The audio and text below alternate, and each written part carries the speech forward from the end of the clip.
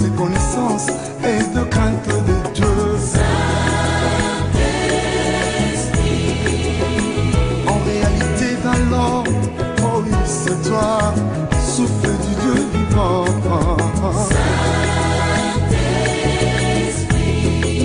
Oh oui, soleil levant, inaugure un nouveau jour dans ma vie.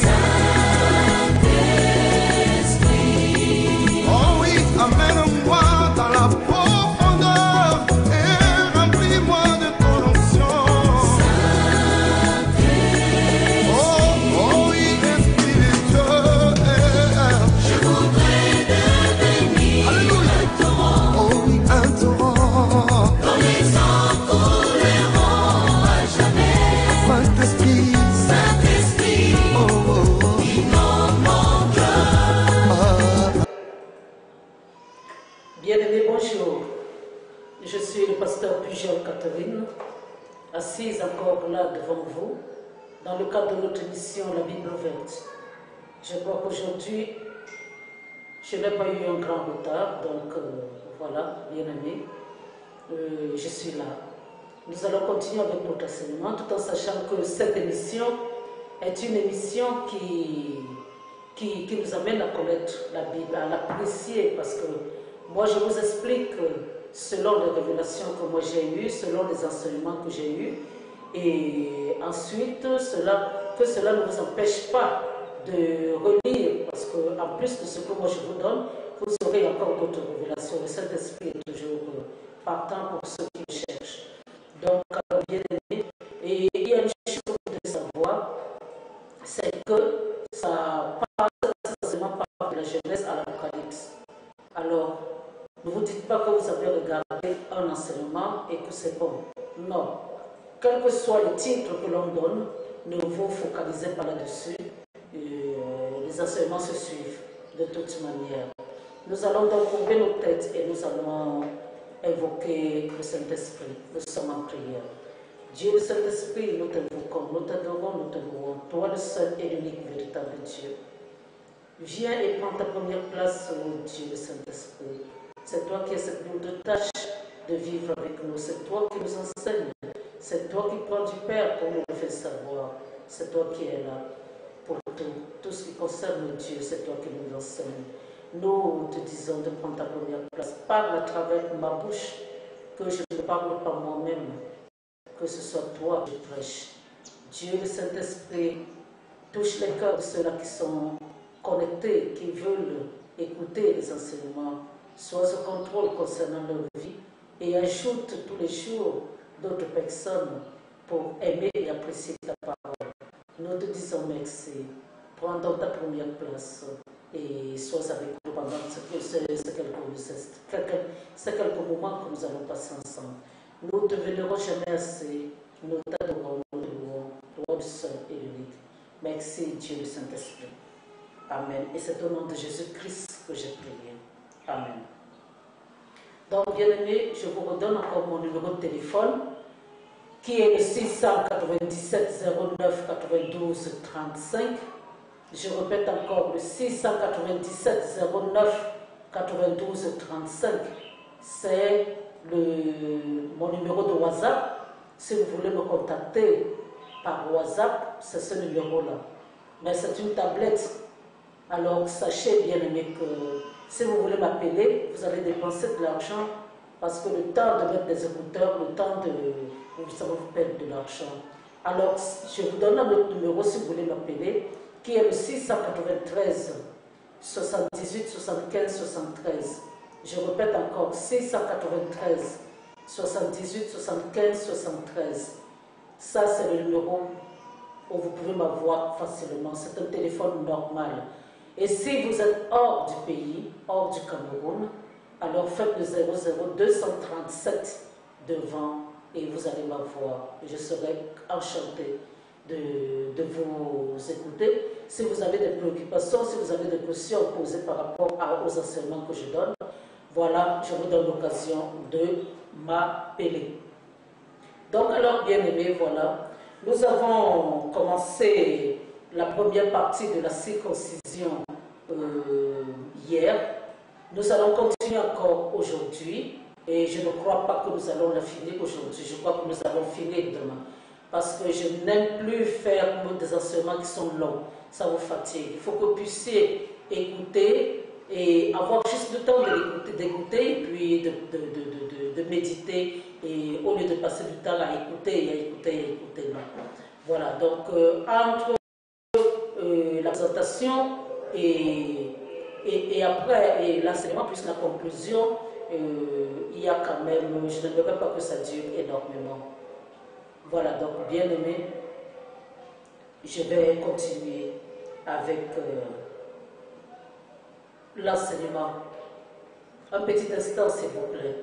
Juste un petit instant. Je reviens à vous. Qu'est-ce qui se passe avec l'école? Ça va, c'est bon? Il y a l'écho. Les âmes égarées. Pour commander ces ouvrages, veuillez appeler le contact 697 09 92 35 693 78 75 75. Bienvenue dans l'évangile révolutionnaire et soyez bénis au nom de notre Seigneur Jésus-Christ.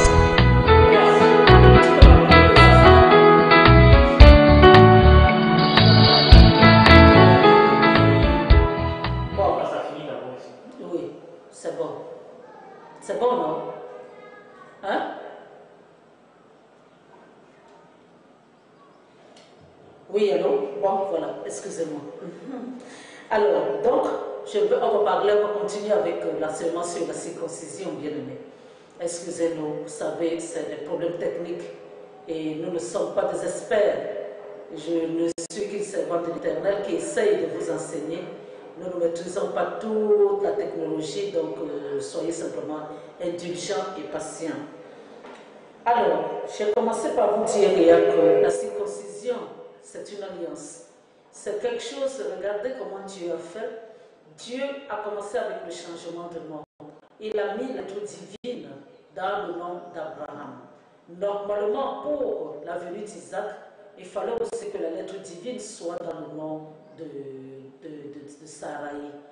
Mais Dieu a interrompu cela pour amener la circoncision. Et ça veut dire que c'est très très important. Cette circoncision signifie énormément pour que Isaac vienne. Isaac qui est la première personne qui commence le peuple juif et qui sera à l'origine de la venue du Messie. Il fallait que quelque chose qui se rattache à la venue du Messie, au Messie plutôt, soit inclus là-dedans. Donc cette circoncision, c'est une alliance, mais qui est faite entre l'homme et Dieu. Elle n'est pas faite seulement entre l'homme et la femme, elle n'est pas faite entre les hommes, parce qu'il y a plusieurs sortes de circoncision. Pardon, il y a plusieurs sortes d'alliances, excusez-moi. Il y a plusieurs sortes d'alliances. Il y a des alliances qui se font presque tout le temps entre hommes, entre États, il y a beaucoup d'alliances qui se font. Mais ici, c'est une alliance céleste. Donc, quelque chose que nous voyons, c'est une alliance céleste qui aura deux phases. Il y aura la phase de la coupure, la phase qui concernera le corps humain de l'homme et l'autre phase qui sera céleste. Donc, voilà, la circoncision, elle est complètement, c'est-à-dire au niveau des Juifs, par exemple, et ils pensent que c'est leur appartenance, c'est-à-dire qu'il faut absolument être circoncis quand on est Juif. Et donc là, je vous ai parlé de ça hier, je vous ai dit qu'il y a la circoncision d'appartenance et il y a la circoncision spirituelle. Dans l'appartenance, c'est vrai que les Juifs sont pratiquement tous circoncis. Maintenant, il peut aussi avoir des Arabes qui sont circoncis, des Africains qui sont circoncis. Donc, alors finalement, la circoncision, c'est-à-dire au niveau de la chair, ne concerne pas uniquement les Juifs.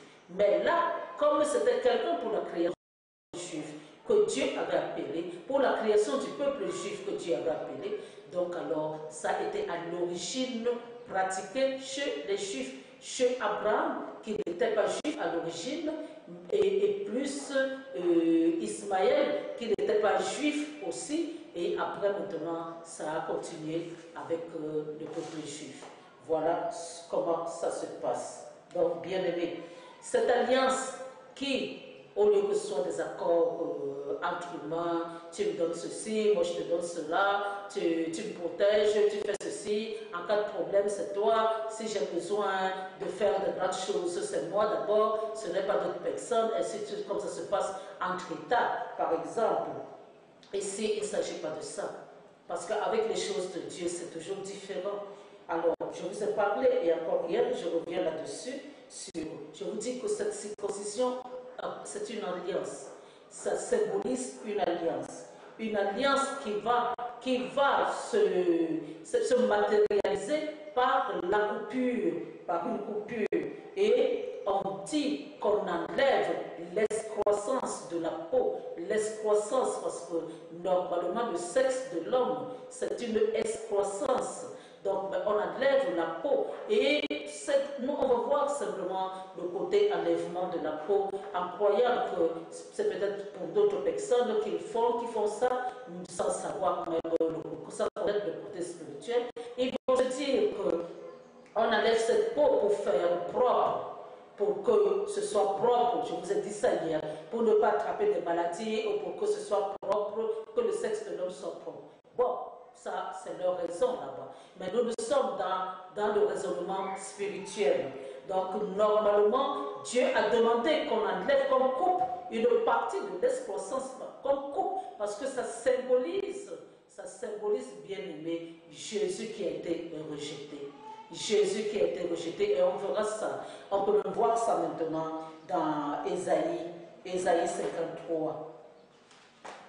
Alors, qu'est-ce que Ésaïe 53 nous dit?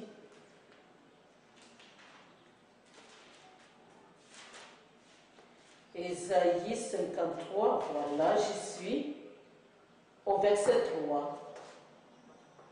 La Bible nous dit, méprisé et abandonné des hommes, homme de douleur et habitué à la souffrance, semblable à celui dont on détourne le visage, nous l'avons dédaigné, nous n'avons fait de lui aucun cas.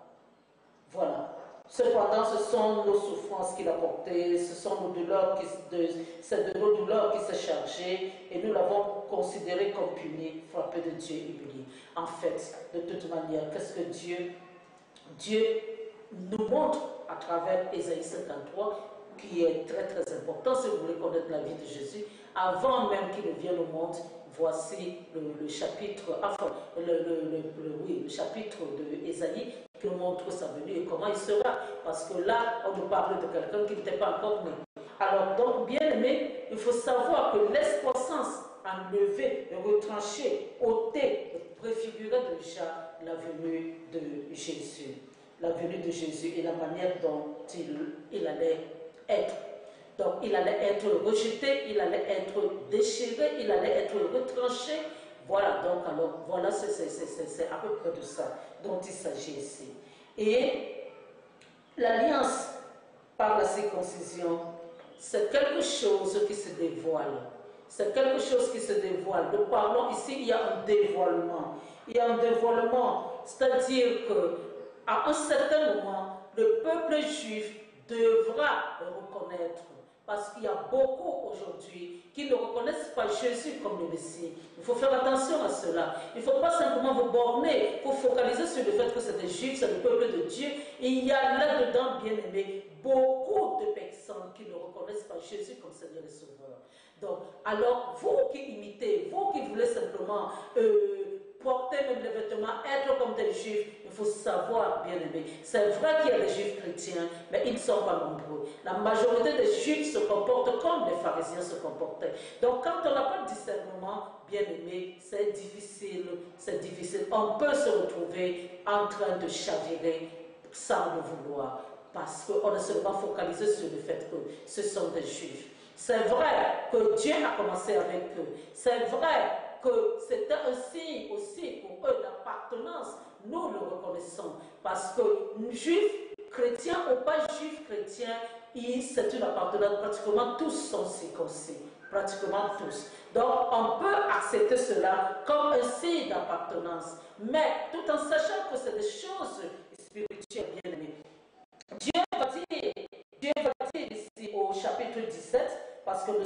normalement au chapitre 17, au verset 12, il dit, commençons par le verset 11, vous vous circoncirez et ce sera un signe d'alliance entre moi et vous.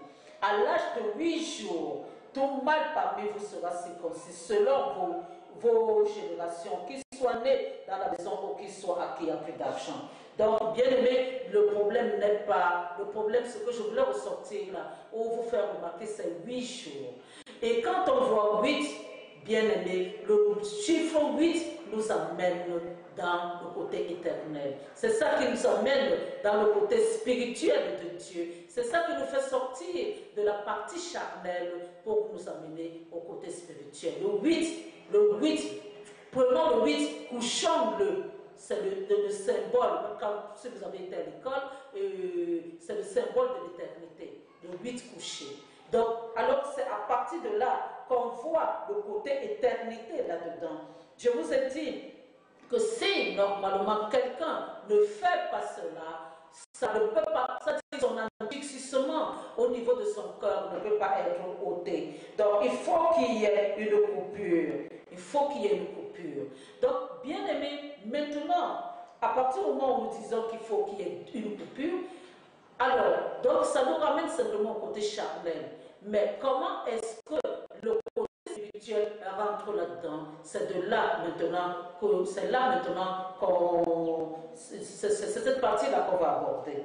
Alors, nous allons lire un peu Romains 2, 25. Romains 2, 25. Romains 2, 25 nous dit, la circoncision est utile si tu mets en pratique la loi. Si tu transgresses la loi, la circoncision devient incirconcision. Et si les circoncis observent les ordres de la loi, son incirconcision ne sera-t-elle pas devenue circoncision? Les circoncis de la Dieu qui accomplit la loi ne te condamnera-t-il pas, toi qui la transgresses, tout en ayant la lettre de la loi et la circoncision? Le juif n'est pas celui qui en a les dehors. Et la circoncision, ce n'est pas celle qui est visible dans la chair. Mais le juif, c'est celui qui l'est intérieurement. Et la circoncision, c'est celle du cœur, selon l'esprit et non selon la lettre. La louange de ce juif ne vient pas des hommes, mais de Dieu. Donc voilà, bien aimé, il faut comprendre que là maintenant nous rentrons dans des choses sérieuses. Et je les aborde simplement, bien aimé, parce que après, demain, je vais encore revenir dessus. Je crois que c'est demain qu'on finira avec cet enseignement. Là, Paul nous montre encore que la circoncision, la signification profonde de la circoncision, ce n'est pas simplement d'aller à l'hôpital, qu'on tire la peau, qu'on la coupe et qu'on sente mal pendant quelques jours. Non, ce n'est pas seulement ça, bien aimé. La véritable circoncision est spirituelle. Donc, il nous dit ici que la personne, ça dit que normalement la circoncision est rattachée à la loi. Bon, premièrement, il faut savoir que si on se base, ça dit, si on se circoncise simplement pour faire plaisir à Moïse, à ce que Moïse a dit, bien aimé, alors il faut accomplir toute la loi intégralement. Parce que quelque part, si on loupe, et avec la loi c'est comme ça, tu n'accomplis pas un seul commandement, tout a échoué. Et Dieu ne fonctionne pas avec nous, par nos propres moyens. Parce qu'il sait bien que nous sommes limités. Nous ne pourrons jamais accomplir la loi intégralement. Seul Jésus l'a pu et seule personne d'autre ne peut. Donc alors, bien aimé, la partie appartenance, on la met de côté au niveau de la circoncision. Et maintenant, dans le sens spirituel, il ne faut pas croire que le juif qui est circoncis, c'est celui-là au jour d'aujourd'hui, qui continue à faire de mauvaises choses, c'est celui-là qui ira au ciel. Non, il n'ira pas forcément au ciel, parce que les circoncis qui font la même chose que Dieu demande, c'est un circoncis. Dieu va tenir compte du fait qu'il n'est pas circoncis au niveau de la chair, mais il accomplit les lois que Dieu demande. Bon, tout en sachant qu'avec Jésus, les choses changent. Parce que la circoncision ne se fait plus au niveau charnel, ça se fait au niveau du cœur. C'est ce que je disais hier. Je disais hier encore que beaucoup de personnes en Europe et dans bien d'autres pays ne se font pas circoncire parce que ça ne rentre pas dans leur tradition. Mais ce n'est pas pour cela qu'ils iront en enfer. Donc alors si eux, ils ne vont pas en enfer alors qu'ils accomplissent, parce qu'ils accomplissent ce que Dieu veut, parce qu'ils acceptent Jésus-Christ comme Seigneur et Sauveur et qu'ils vivent dans la crainte de Dieu. Comment veux-tu que le juif qui est circoncis et qui vit d'une manière, désordonnée, il aille au ciel tout simplement parce qu'il est juif? Non, bien aimé. Donc il faut faire attention. Il y a une différence. Il y a une différence là-dedans et elle est de taille. Maintenant, nous allons voir que Paul, qui a beaucoup parlé de la circoncision, Paul qui a beaucoup écrit, et Paul était quelqu'un, bien aimé, qui a écrit beaucoup, mais avec un niveau tellement élevé, même au niveau spirituel, tellement élevé que ses écrits ne sont pas tellement compris par tout le monde. Donc alors, bien aimé, il faut savoir que d'un côté, Paul va dire qu'il faut circoncire. D'un autre côté, il va dire qu'il ne faut pas le faire. C'est-à-dire, il va dire d'un côté, il va l'autoriser, d'un autre côté, il ne va pas l'autoriser. D'un côté, il va pratiquer, d'un autre côté, il ne va pas pratiquer. Et là, ça cause réellement un trouble dans les têtes de beaucoup de personnes. Nous allons voir, je n'ai pas pris les références bibliques. Bon, mais nous allons voir qu'avec Tite, les circonstances permettaient que Paul ne le fasse pas circoncire. Tite, qui n'était pas complètement juif. Donc les circonstances faisaient qu'on le laisse comme ça. Il n'y a pas de problème. Et maintenant, avec Timothée, par contre, il fallait le faire absolument. Et c'est la même personne, hein, c'est Paul. Hein. D'un côté, il ne le fait pas avec Tite, de l'autre côté, il le fait avec Timothée. Pourquoi? Parce qu'il y a encore un autre côté qui rentre en ligne de compte.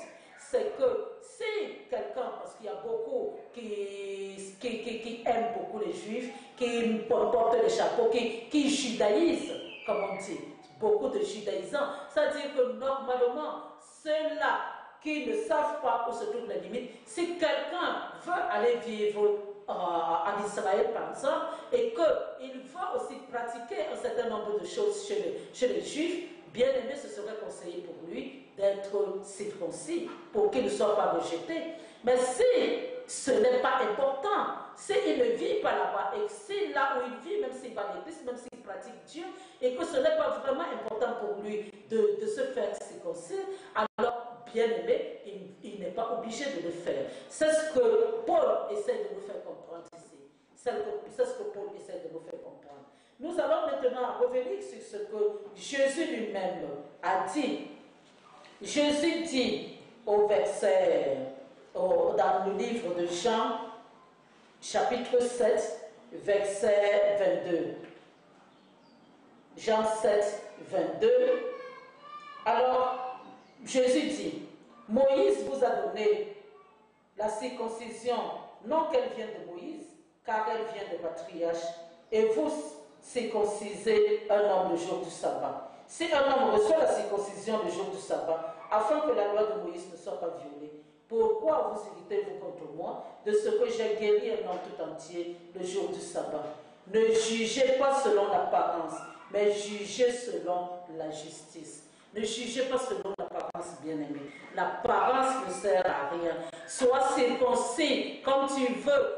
Fais cela, même avec tous tes enfants, fais-le. Mais si tu n'as pas accepté Jésus-Christ comme Seigneur et Sauveur, bien-aimé, tu iras en enfer. La circoncision n'est que l'apparence. La circoncision n'est pas la chose réelle. N'est pas. Dieu a voulu. Ça dit, c'est pas partir de là, pardon, qu'on obtient le salut.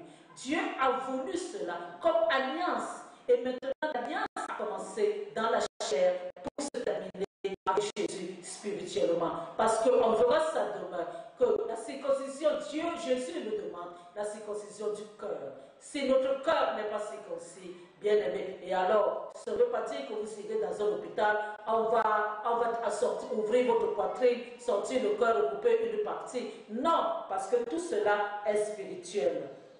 Alors, donc, il faut savoir, bien aimé, que la représentation céleste de la circoncision elle se rattache au Messie. Elle se rattache au Messie. Et même, il y a un certain nombre de choses. Je vous ai dit, la peau qu'on coupe, le retranchement, là, c'est Jésus qui a été retranché. Il est venu sur la terre comme juif. Il a été retranché. Le sang, c'est toujours symbolique. Le sang qui va vexer. Donc, il faut savoir que là-dedans, encore, je vais approfondir un peu, mais c'est toujours la même chose. Il y a le premier principe qui est la circoncision dans la chair. En parlant d'Israël, d'abord, pourquoi d'abord Israël? Parce que Israël était le premier-né de Dieu. Israël est le premier-né de Dieu. C'est le premier peuple que Dieu a conçu pour l'arrivée du Messie. Le Messie est dans Israël, dans le peuple juif, et les Juifs sont dans le Messie. Donc il faut savoir cela. Donc la circoncision d'abord charnelle, là, je vous ai dit, c'est elle qui se rattache à Isaïe 53. C'est le côté d'abord physique. Bon, lui, il est venu chez les siens ne l'ont pas reconnu, ils l'ont retranché, ils l'ont ôté la vie. Donc voilà ce principe-là que Dieu essaye de faire ressortir. Demain, je vais vous donner encore une autre révélation qui concernera cette circoncision charnelle et ça va vous intéresser. Alors, mais il y a une autre circoncision qui, celle-là, sera du cœur. Voilà. Donc, Israël sert réellement Dieu uniquement quand il y a cette circoncision, c'est-à-dire cet approfondissement de la spiritualité, c'est-à-dire quand ils atteignent le niveau le plus élevé de Dieu, le niveau le plus élevé dans la spiritualité. Donc, alors, il faut savoir cela. Donc, la parole, parce que eux, ils ont été créés, bien aimés, pour porter la parole dans le monde, pour porter la lumière dans le monde, pour annoncer le Messie dans le monde. Mais il y a un problème, comme je viens de vous dire. Ce problème-là, bien aimé, c'est que beaucoup d'entre eux ne reconnaissent pas Jésus comme Seigneur et Sauveur. Ils se disent que, oh, il y a toujours quelqu'un comme ça, qu'à un certain moment, à une certaine époque, il y a quelqu'un qui se débarque. Donc pour eux, jusqu'à présent, le Messie, ils attendent le Messie. Pour eux, le Messie, ce n'est pas Jésus. Donc il ne faut pas l'oublier. Il faut faire attention. Donc Abraham a quitté son pays pour entrer dans un autre pays. Pour aller dans un autre pays, c'est toujours sortir, c'est toujours se retirer, c'est-à-dire quitter, il faut enlever, il faut ôter, il faut quitter. Donc, il faut savoir que c'est ça. Dieu a tant aimé le monde, pas qu'il a donné son Fils unique, c'est pas ce que je suis en train de vouloir dire, mais il a aimé tellement Israël, qu'il a voulu impliquer Israël dans l'avènement de Jésus. Mais l'avènement d'Israël, beaucoup de personnes, comme les pharisiens, n'ont pas voulu reconnaître. Donc, malgré tout, Dieu ne va pas rejeter ce peuple-là. Ceux qui vont se repentir, le moment venu, quand Jésus viendra, il leur montrera les clous et tout le reste là. Et ils seront sauvés à cause d'Abraham, pas à cause d'eux. Mais, comme il y aura toujours certains qui ne vont pas, vivre déjà à ce moment-là, et ou alors qui ne vont pas accepter que c'est Jésus, alors ceux-là, mais c'est tout Israël à ce moment-là. Ceux qui vivront, je dis bien, ceux qui vivront à reconnaître Jésus et se lamentent et demandent pardon, ils seront sauvés. Donc alors, bien aimés, il faut savoir que la circoncision, comme je vous l'ai dit, est soumise à la loi. À la loi. La circoncision, la première, la partie charnelle, la partie au niveau du corps, coupure du corps, de la peau, elle est de la loi. Donc voilà, elle vient de la loi. Et cette circoncision est très sévère, il faut savoir. Israël a besoin de la loi pour se rapprocher et se reconnecter de Dieu. Et je vous ai toujours dit, et je le répète même si ce n'est pas ici, puisqu'on n'est pas encore arrivé là, et l'émission ne vient que de commencer, je veux dire qu'on n'est pas loin au niveau des enseignements, mais la loi ne sera jamais ôtée dans ce monde. Jamais elle ne sera ôtée. Elle ne sera jamais ôtée. La grâce n'a pas été donnée pour remplacer la loi. Non. La loi a sa place et la grâce a sa place. Comment est-ce qu'on peut te gracier si tu n'as pas fait quelque chose? Et c'est pour faire pour décider que tu as fait quelque chose, pour qu'il y ait la loi, pour qu'il y ait une loi qui te juge. Donc c'est comme ça que ça se passe. La loi a sa place, la grâce a sa place. Mais si quelqu'un, au jour d'aujourd'hui, vit encore selon la loi et uniquement selon la loi, comme beaucoup d'églises, dans beaucoup d'églises aujourd'hui, on enferme les gens dans la loi. Attention, c'est pour amener ces gens en enfer. Parce que la loi n'apporte rien de bon. Si la loi avait été suffisante, Dieu n'aurait pas apporté la grâce. Donc, il faut savoir que par nous-mêmes, nous ne pouvons jamais être sauvés. A connu réellement, dans le sens profond même du terme, la véritable circoncision. Et il fallait qu'il passe par là pour que le Messie puisse venir. Parce que c'est lui qui était déjà le fondement de l'arrivée du Messie. C'est lui, c'est par lui, c'est lui qui commençait avec le réceptacle du Messie. C'est lui qui commençait avec la construction du réceptacle qui allait recevoir le Messie. Donc, il faut le savoir et c'est très, très important. Donc, bien-aimés, je vous ai parlé de Paul et je reviendrai encore en profondeur sur cela demain. Parce que c'est demain que je vous parlerai beaucoup plus de la partie qui se rattache. C'est-à-dire pourquoi la circoncision charnelle n'est réellement plus d'actualité. Ça ne veut pas dire qu'il ne faut pas se circoncire, bien aimé. Si vous avez l'habitude de vous circoncire, faites-le. Mais je suis en train de parler du côté spirituel.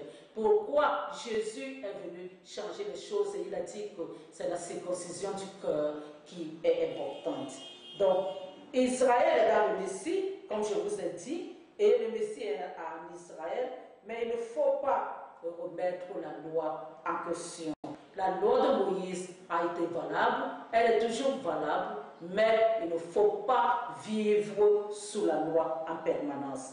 Donc, la circoncision du cœur, là maintenant, je me répète simplement, elle vient du Messie. Je me répète pourquoi? Parce que je ne veux pas aller au-delà, puisque je vous ai dit dès le départ que je ne veux pas des enseignements trop longs.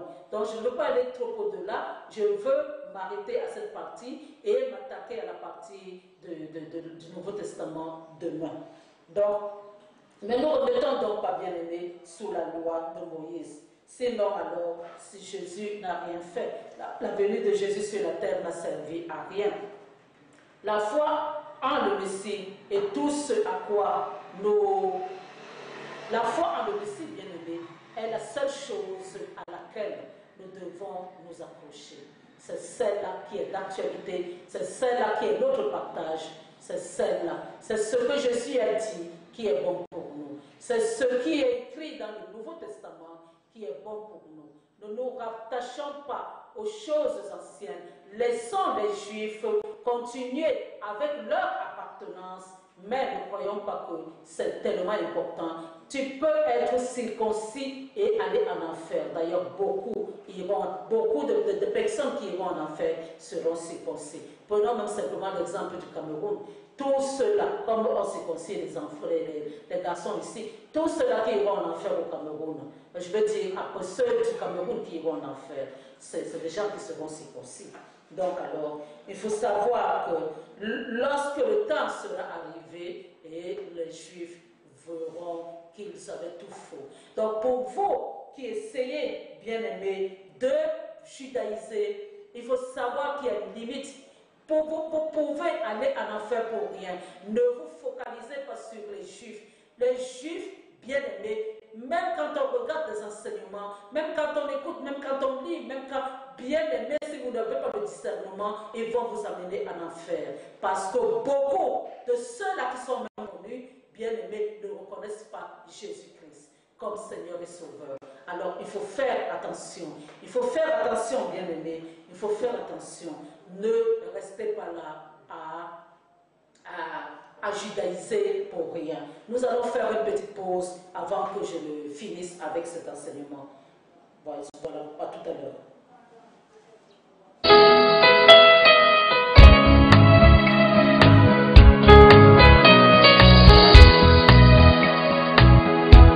Mesdames, Messieurs, bien-aimés dans le Seigneur, vous qui êtes amoureux de la lecture, des nouvelles parutions dans nos bibliothèques et librairies. Les ouvrages ci-après, les mangeurs de chair et buveurs de sang, le diable ou les gains faciles, je dénonce, écrit dans un style particulièrement digeste, emprunté avec réussite, ces ouvrages révèlent toutes les qualités de serviteur de Dieu qu'on reconnaît à son auteur, la révérende Catherine Pujol, qui pose le problème quotidien qui sévit dans notre société. Parfois dans le silence et la résignation, parfois dans le vacarme et la violence de toute nature. Dans tous les cas, l'auteur pointe du doigt la sorcellerie et les œuvres du diable dans notre société. Riche en enseignements et en révélations qui parfois donnent la chair de poule, ces ouvrages s'imposent comme outil de conscientisation et de sensibilisation écrits pour sauver les âmes égarées. Pour commander ces ouvrages, veuillez appeler le contact 697 09 92 35 693 78 75 75. Bienvenue dans l'évangile révolutionnaire et soyez bénis au nom de notre Seigneur Jésus-Christ.